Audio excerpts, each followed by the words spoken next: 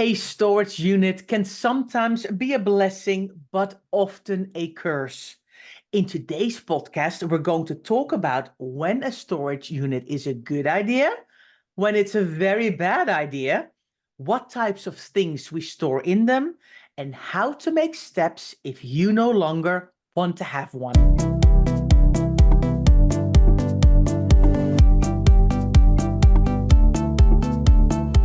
You're listening to the Declutter Hub podcast, bringing you tried and tested, no-nonsense tips and advice from the leading experts in decluttering and organising your home. Now here are your hosts, Ingrid Jansen and Leslie Spellman.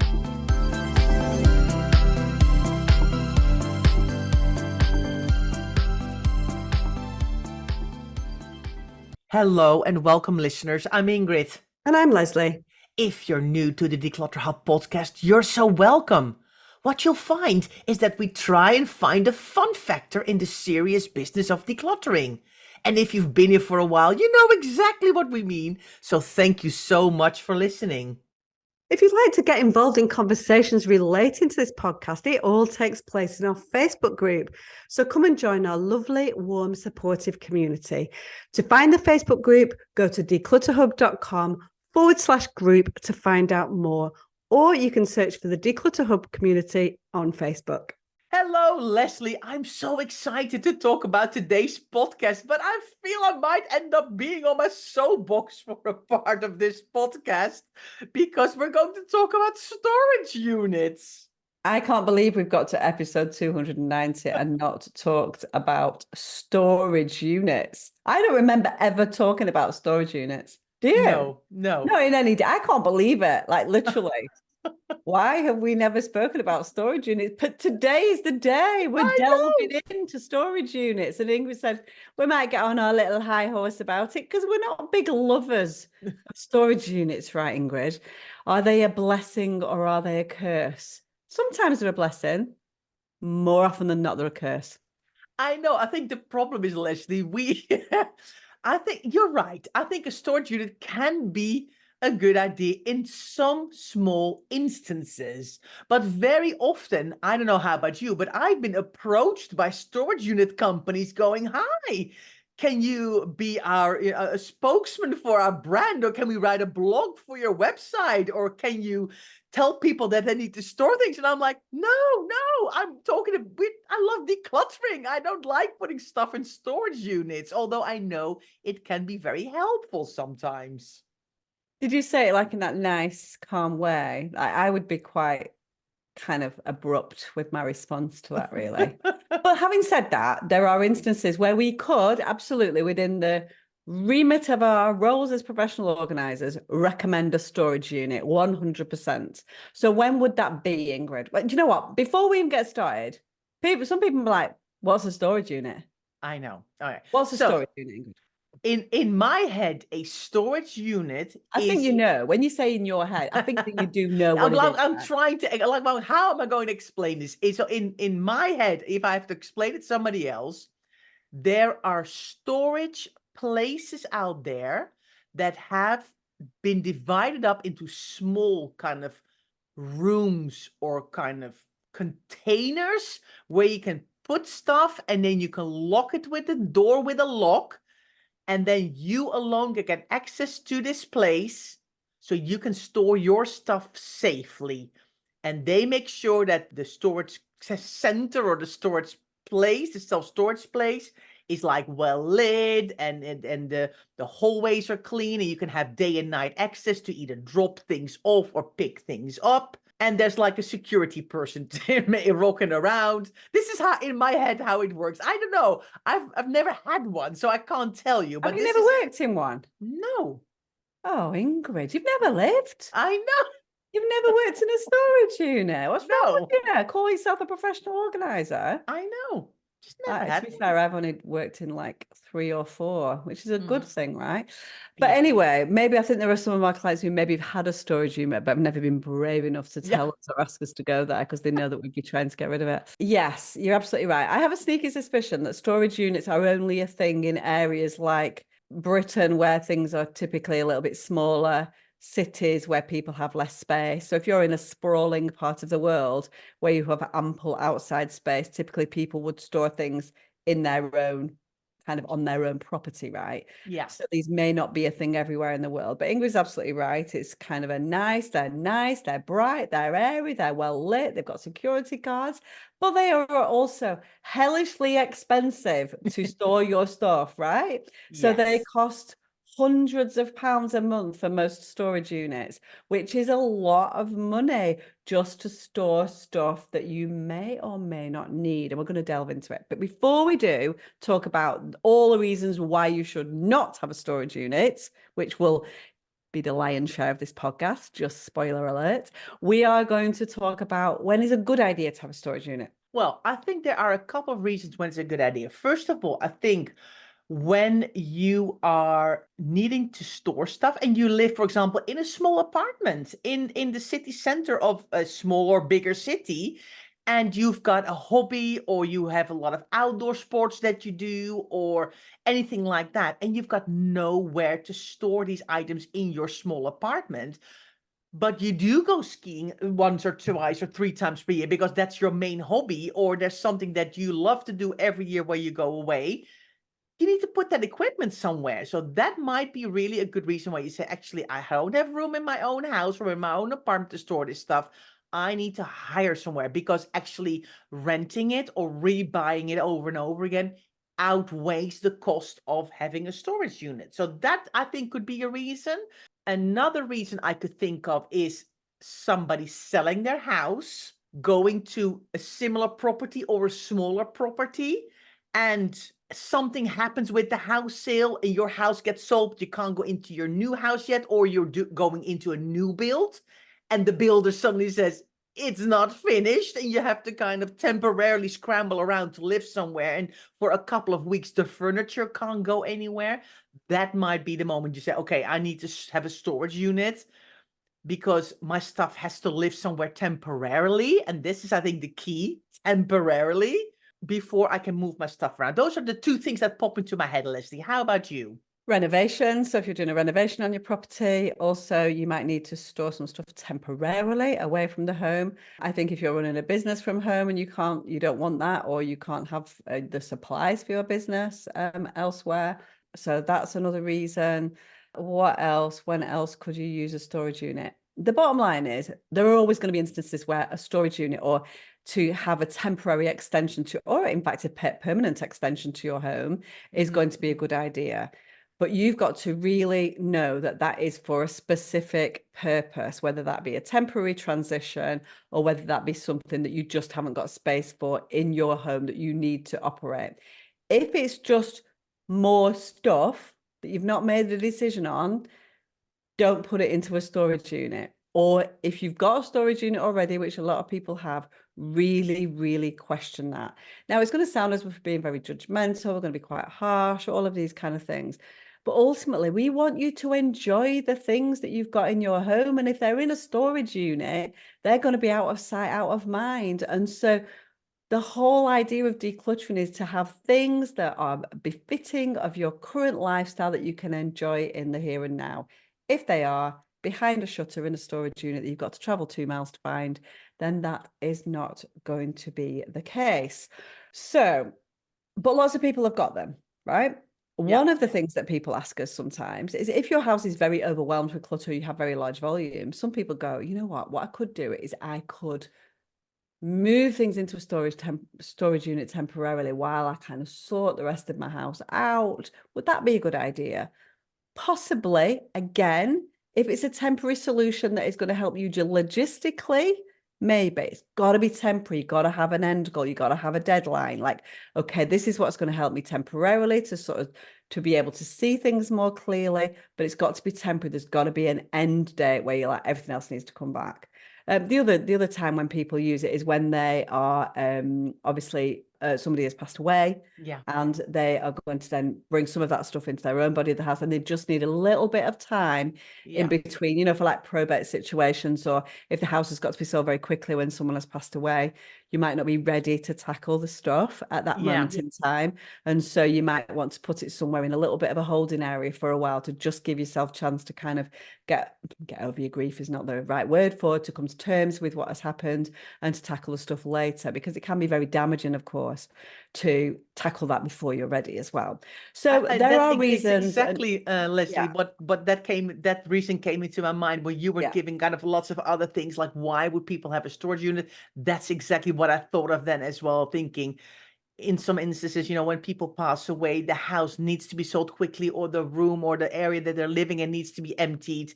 And then it can be far too overwhelming when you're trying to organize a funeral or a cremation to kind of go, oh, I need to do the house as well. And that can also be a good temporary solution. But be careful that these temporary solutions don't end up taking 4 years.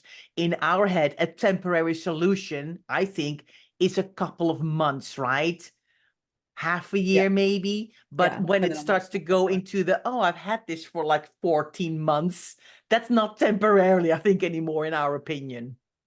Yeah, and I think the first thing that we need to sort of tap into, Ingrid, we need to be realistic, because we've given an example of somebody in a smallish apartment or something like that who may have a requirement to store some additional things away from the home because they've not got space. And so we can see a way that people might be like, yeah, but I've not got space in my house to store these things, so therefore it's okay for me to have a storage unit. You need to tap into realism. What we're saying is, some people choose or have a smaller property, and you can, that's a choice that you can make and go, you know what, I don't want a 3-bedroom house, or I don't want to buy a house with a garage or a shed or some other external storage area or a loft or a basement or whatever.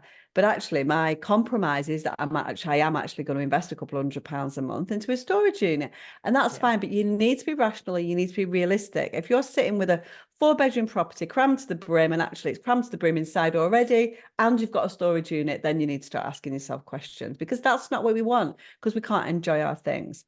Right, let's talk, Ingrid. We made that very clear. We've been very clear, and we've been very preachy probably already. But anyway, let's talk about what kinds of things we find, or, well, you've never found because you've never worked in a storage unit, or I have found, or that you imagine, Ingrid, is in a storage unit. Well, Leslie, you're right. I have not worked in a storage unit, but I've worked with clients who've had one, although they did not actually invite me to declutter one, because the client I worked with was here in London, but she used to have a storage unit in the States, because she was from the States. She lived in the UK. And actually, at one point we were having a conversation, and she said, Ingrid, I can't believe it. I went back home to visit my family, and I went back to my storage unit. And I can't even believe that for the last 9 years, I kept all this stuff and I paid money to have it all stored. So I went, what was in there? And she went, well, first of all, there was a mattress in there. Can you believe it? I actually put a mattress in my storage unit. If I would ever sleep on that mattress again, that's 9 years old and been on the side in the storage unit. And she said, also, I found lots of things that at the time I just didn't know what to do with. So I just kind of boxed them up and put them there. Like, I'll look at it later. And I think that's, one of the things that we see a lot. It's just things that people just are not sure about. Will I keep it? Will I declutter it? I don't want to make a decision about it now. I'll do it later. Delayed decisions galore. Yeah, you can sort of see how that unfolded for your client, really. Do you know what I mean? Because you've got that transition of moving from was it from the US to the UK, did you say? Yeah. A mattress, if you've got like a lovely mattress, you sleep on, you don't want to let it go, right? And so you'd be like, well, when the time is right, I want to bring that back over to the UK, even though we all know it's nonsensical, really, because it's going to cost you more to ship a mattress than it is to buy a new one, probably. But we can sort of see where those kind of things are coming from. But the big thing with storage units is the passage of time. Before you know it, what you thought was going to be 6 weeks is 6 years, thousands of pounds, and this is the problem, right? You could have bought those things 10 times over that are in that storage unit if you really wanted to. Honestly, Leslie, she was kicking herself. She was like, I don't even know. She said, in the end, She said, I did find a couple of boxes with some nice crockery and some other little bits and bobs, but did that justify all of the money spent on the storage unit? She said it just didn't. And she said, what a waste of time and energy and money and all of those things, but especially money. Yeah, exactly. And I think it's fair to say some of these things that we're going to talk about now can be found also in the body of your home. So even if you don't have a storage unit, you might have some of these things in your loft, in your basement, in your attic. Very, very similar types of stuff. Like if we've got a loft or a basement or an attic or a garage, some of these things might be in there. But if we don't have the benefit or if we've outgrown that, that's when they find their way into storage units. So don't worry if you've not got a storage unit, because there's still value in what we're going to talk about. Ingrid's already talked about delayed decisions, like I'm not ready to make that decision about the mattress. Also related to that is this idea of living in the past or for the future. And that's very much a living for the future. Like, I think that I might want to use that mattress in the future. Same thing when we're doing renovations and we like keep hold of things for our children. We're like, but that sofa's really good. I've decided that I don't want it in my current house. I've replaced it with a newer one. But how amazing would that be for my son who's moved out, my daughter who's moved out, for when they set up home? And so we keep hold of things in storage units for the future because we think that they're going to come in handy sometimes. And we've really got to evaluate whether that's the right thing. There needs to be a specific purpose in mind rather than just it might come in one day, or I might be able to see a use, or I'm not ready to make that decision. You know, the storage units need to have an end point, I think, don't they, Ingrid? That's the point that we're trying to make. Can't just be there just because you're not ready, or, you know, you haven't got space or whatever. You've really got to think, when is that decision going to be, and I'm going to put a deadline on it. And if it's not gone, and if my son or my daughter has not collected that in the next 2 months, then I'm going to have to let it go because I can't pay all this money just for that. Yeah. Well, let's go for a break, Leslie. And because I'm sure there's lots more reasons why we think people hang on to stuff in their storage unit. So let's go for a break and we'll see you soon. Hi, everyone. Welcome back. Now, before the break, we were chatting about some of the things that are being kept in storage units and why. And Leslie, you mentioned things just in case. I know, like the big word of decluttering, right? Just in case I might need it someday, all those kind of things. And I think this is going to be quite a lot of things in a storage unit. So things that, and quite often things in storage units are bigger, bulkier items, things like appliance boxes. Ingrid mentioned the mattress, all of those kind of things that we keep just in case. We keep that appliance box just in case the TV breaks and we need to take it back to the store to get it fixed. The reality is we don't need to have that box in order to take it back, but we kind of feel like we might. And so we keep it just in case.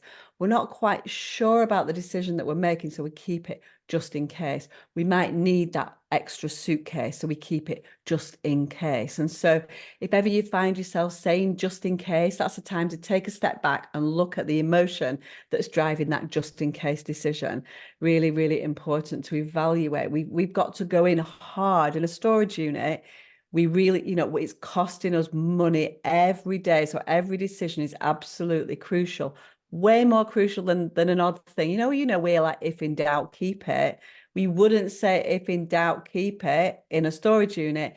We would say, if in doubt, go deeper with those emotions and see whether or not you can get it back into your house and, you know, and things like that. So we're not in the, if in doubt, keep it when it's a storage unit, because that's big money. And there's a financial cost to keeping it, which is not necessarily the case in the rest of our home. So you have to dig a lot deeper, right, Ingrid? In the same way that when you're downsizing, you have to make different decisions than you do if you're staying in the same, you know, you have to go deeper on your decision making and be harsher with yourself. So you have to really challenge yourself, don't you, in a storage unit when you're looking at all the stuff. And especially because then I think also, and there we go, the guilt pops in. I've kept it for such a long time. I've paid so much money to store this item. And now I feel guilty that I'm going to go, well, I'm just going to let go of it. Well, I've just had this storage unit for 6 years to store all this stuff. And we feel guilty about the money wasted on that.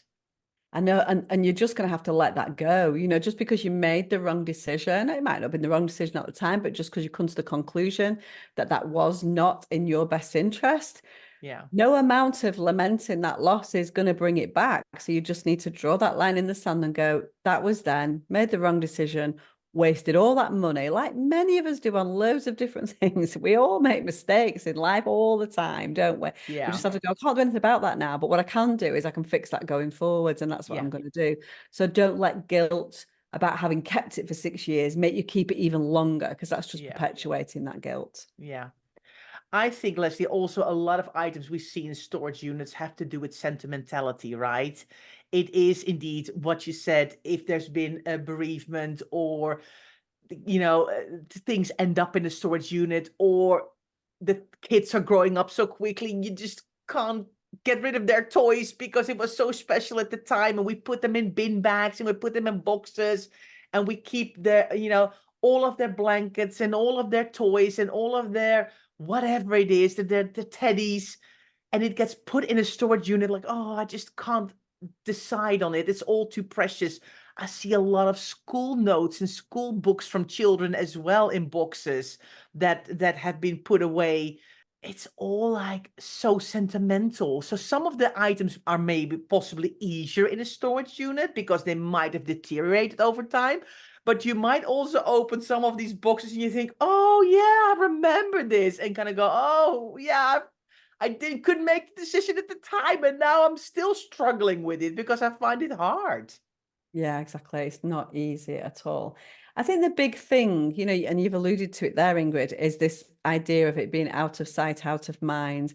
And that's the sort of problematic side of it for us, Yeah. because we're big advocates of being able to see easily what you have and find what you have. But as soon as you do something that means it's out of sight, it is absolutely out of mind. So if that is a sentimental thing, then that's not too bad, because we're only going to rediscover those things on an occasional basis. But if it's a random household item, you're never going to remember that you've got it if you've got it in a storage unit. And so it needs to be in the body of the home where you can see it with regularity. So you've really got to think about your own behaviors with this, like, why are we keeping it? And as we said, drill down deeper. So Ingrid, I think we've made it clear that we think that storage units should go if possible. Yeah. Yeah. So if somebody's like, oh, Ingrid and Leslie have really got me now. I've had that storage unit and I know, and it's just there, burning a hole in my pocket. It's there, like, I've got to get rid of the storage unit. I've got to get rid of the storage unit. But I've actually got loads of other clutter in my house, which is probably the case, right? So we've got clutter in our home that we want to tackle. At the moment, the storage unit is not doing any harm to us. We can't see it. It's out of sight, out of mind. So how do we go about fixing the problems that we've got by paying for a storage unit if we've got other fish to fry in our home, as it were? I know. It's almost like, where do you start, isn't it? I think if I'm honest, I think the money is probably quite important in this case. So I think a lot of people might just go, storage unit gets more and more expensive as well, because they probably get you in with a good deal and you don't have really enough. But with the cost of living going up so much, I think that money of a storage unit can really be helpful to have back in your own pocket. So although then maybe your house can be very cluttered, I think a storage unit is crucial if money is the biggest issue, right? So that's where I would start. And it's doable. I mean, we've got several members in our membership that are tackling storage units, and they're breaking down their project into small chunks. And one of our fantastic members is taking 10 boxes out of her storage unit every week. She drives up on it, I think even on the same day, almost at the same time, to pick up 10 boxes, bring them to her house, and she goes through them. And she's actually shown us pictures of boxes full of paperwork saying, I had, 90% has been, or 95% can actually be shredded or recycled. And I'm only keeping this much because also the passage of time can help. But she has a plan in place to do 10 boxes every week. And she now has been so successful with that she actually could move to a smaller storage unit, which costs her less money. And of course, it gives a massive boost of confidence and energy seeing not this gigantic storage unit anymore, but just seeing a much smaller space. Of course, the boxes are now all far more neatly stacked, so they take up less room, and it feels a lot less overwhelming than it did when she started off in the first place. But I think that actually came from, I think, a family member passing away, a bereavement. I can't really remember what the reason was, when she had the storage unit, but she's been working on it, Yeah. chipping away at it for months. Yeah, and I think that it can feel insurmountable. So when you've got Yeah. a storage unit that's just piled high with boxes, that all kind of look the same, or maybe all full of quite difficult things like paperwork, like sentimental, all those things, they're not easy things to tackle. And and Yeah. if we are going to jump straight into a storage unit to tackle those things, that kind of is a little bit against what we teach, which is starting with the easiest thing that you're using all the times first. But the money is so important to, you need to stop paying that money out for that storage. And so if you have an opportunity to bring that stuff back to your home, and that's because you've got to make sure that's not going to derail you. So if you've got a storage unit, I mean, some storage units are huge, and so you just wouldn't logistically have the space in your home to bring everything from the storage unit back into your home and start to tackle it. It probably would be easier to do it that way if that's a possibility, and to just kind of go, I know this is going to be complete chaos, but let me just cancel that storage unit now, bring everything home, and then tackle it on site, which means you can then gather like with like. It's a little bit easier of a process to do that. But if you can't, as Ingrid says, like our member has done, take it one step at a time and find an opportunity. Don't just keep the big storage unit. If you can get everything into a smaller storage unit as you go, start to go down and down and down. Now, I had a client who I worked with who had a lot of things, and we came up with what we did was we had a big storage unit. He had tons and tons of stuff. It was packed to the brim with stuff. And I was like, this is very difficult logistically to work in this storage unit. So what we then did was we hired bigger space. It almost had like a warehouse space in this storage unit. And we did almost like anybody who's in the UK at the moment and has been watching the Stacey Solomon series, where you lay I'm not suggesting that we lay everything out in that way that they do on the Stacey Solomon series. I think there are other shows around the world that do it in the same way, that they take all of their belonging in. It's almost like a confrontational thing where you see everything that you have. But we started to lay things out, which allowed us then to gather like with like and to really sort of see what we had. So you've got to think about the logistics, because if your storage unit is packed to the brim with stuff, then where are you going to work? So you've got to think about that as well. It's really difficult, but that was really helpful as well. But also, sorry, go ahead. Sorry, and I think also, Leslie, I think if you completely empty a storage unit and take it home, you need to have a plan. You can't just go, right, well, I need the money, I'm going to empty the storage unit, I'm going to transport everything home, but then what? What's the plan? Don't just keep putting it off, because then it will come a mountain of stuff where more things, because when it is chaotic, more things get added to it and put on top of it, and then it becomes super overwhelming. So there definitely has to be a plan in place. I mean, I think for me, Ingrid, and honestly, this has only just sort of popped into my head, really. I think that if I was paying, let's say, and a lot of people are paying, I would say most people who have storage units are paying between 200 and £300 to £400 a month on a storage unit, which is about $300 to $500 American dollars, right? Yeah. A lot of money. And so for me, I would go, I am committed to decluttering my stuff, whether that's my stuff in my house or my stuff in my storage unit. I'm going to move that money and I'm going to invest in someone who's going to help me get there. So rather than pay the $300 or $400 a month for the storage unit, I would invest in a professional organizer to come up with a plan and to do that. And loads of people do that with us all the time. They're like, that's not what I want.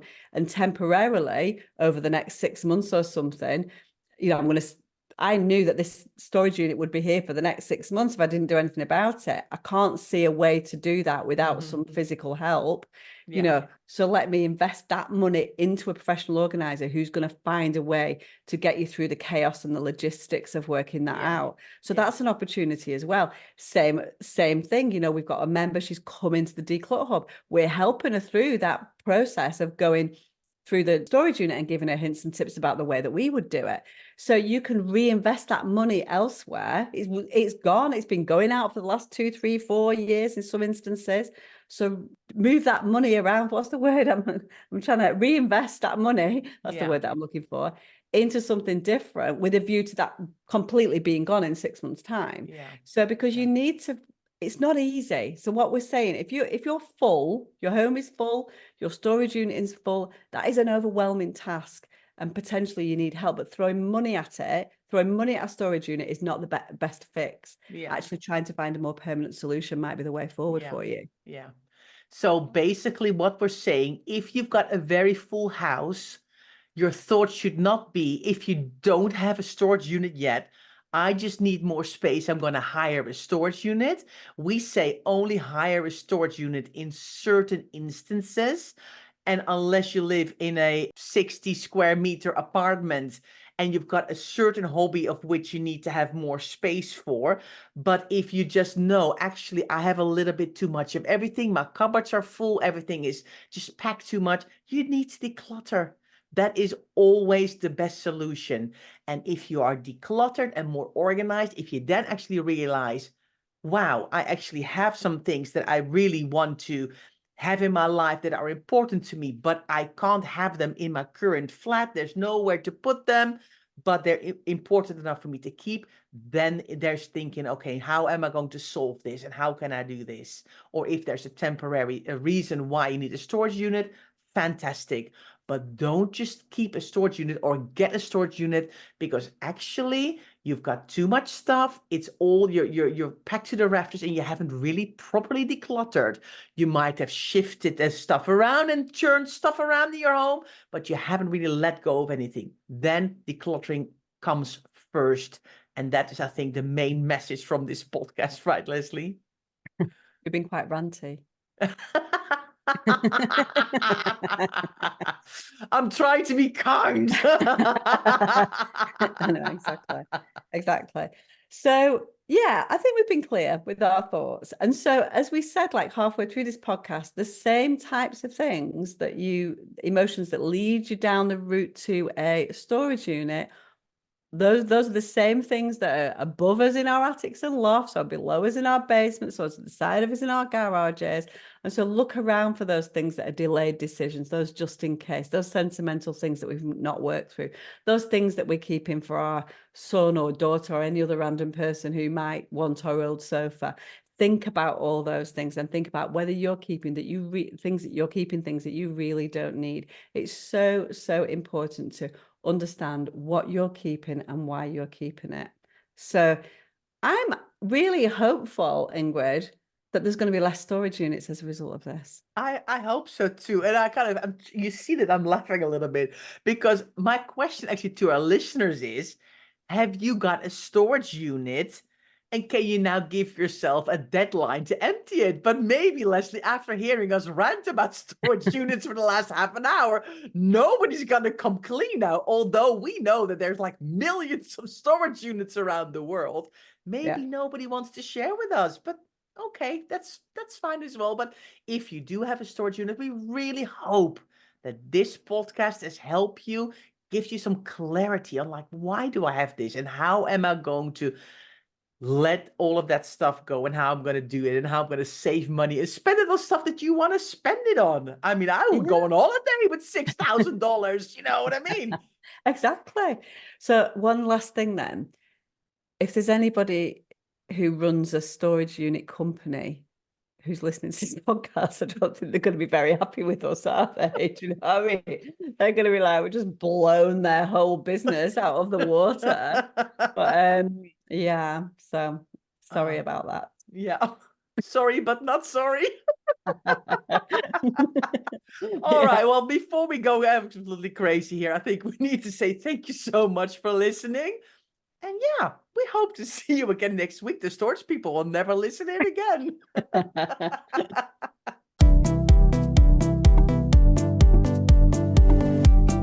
Thanks so much for listening to the Declutter Hub podcast. Don't forget to subscribe to us in your podcast player so you don't miss an episode, and we'll see you next week.